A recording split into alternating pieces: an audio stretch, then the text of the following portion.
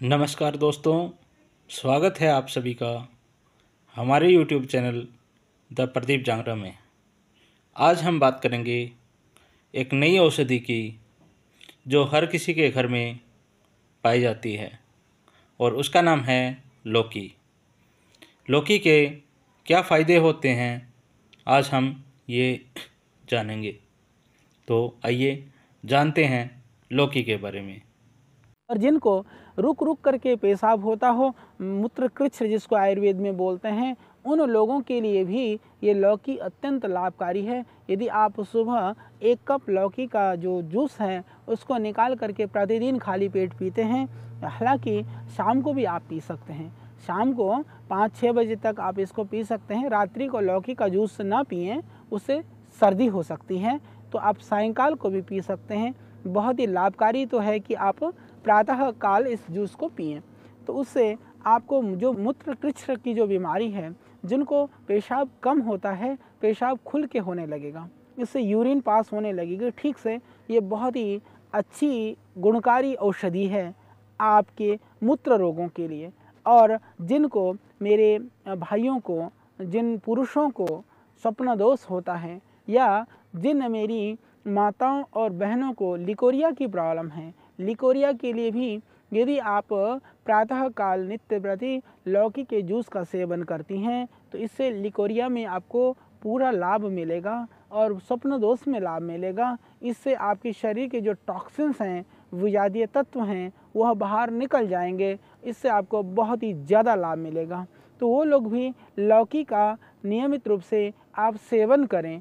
सब्जी के रूप में आप ले सकते हैं, सूप के रूप में भी आप ले सकते हैं, परंतु बहुत ज़्यादा गुणकारी है, आप इसको जूस के रूप में ले लें। जो एनीमिक हैं, जिनका हीमोग्लोबिन कम है, उसके लिए जो वीट ग्रास है उसका रस निकालें, गेहूं का जवारा या गिलोय, तो गिलोय, गेहूं का जवारा और लौकी, और कुछ भी ना मिले तो लौकी और सेब का जूस निकाल के पीने से, जो आप यदि एनीमिक हैं, तो आपकी जो एनीमिया है या जो माइनर थैलेसीमिया के जो पेशेंट हैं, जिनको हमेशा हीमोग्लोबिन 8-9 के लगभग रहता है, उन लोगों के लिए भी यह एक अमृत है, रामबाण है। हालांकि आज पूरा देश इस लौकी के सेवन से अभिभूत है, फिर भी मैं कहता हूँ कि इनके औषधीय गुणों को हम और अच्छी तरह से जान लें।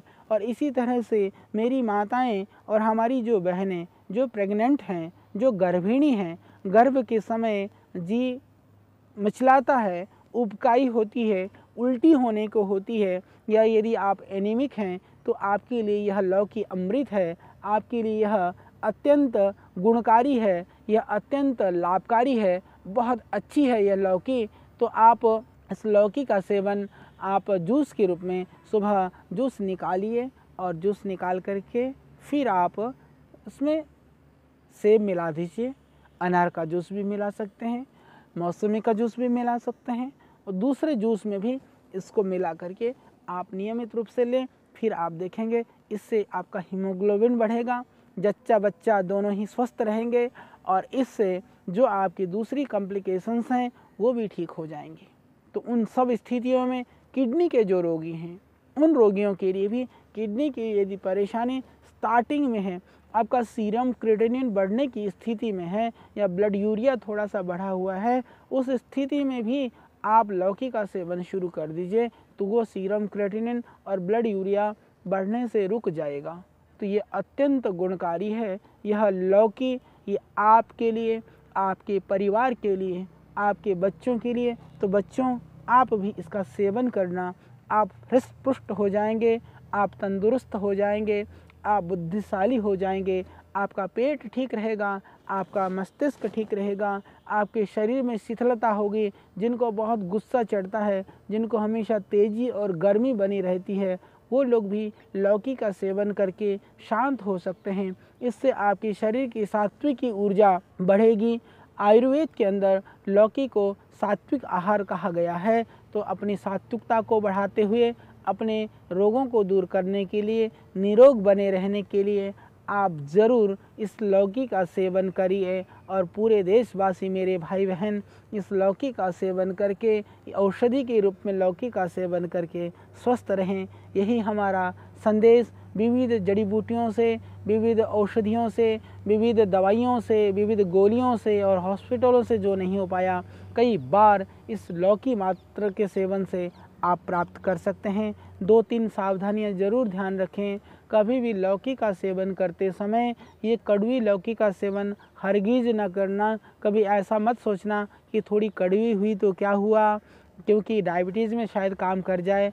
ऐसी भूल मत करना, क्योंकि कड़वी लौकी नुकसान कर सकती है।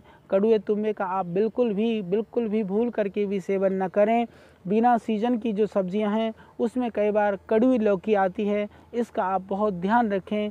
सीजन में तो इंजेक्ट करने वाली बात नहीं है, इस सीजन में इसके अंदर कोई केमिकल वाली ज़्यादा वो स्थिति भी नहीं है।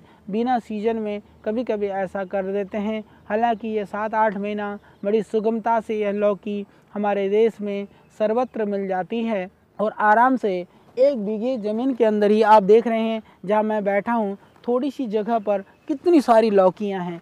मैं कहता हूँ कि ये छोटी सी खेत के अंदर कम से कम इतने में ही 1-2 क्विंटल लौकी हो जाती है। तो इसीलिए लौकी बहुत पैदावार देती है।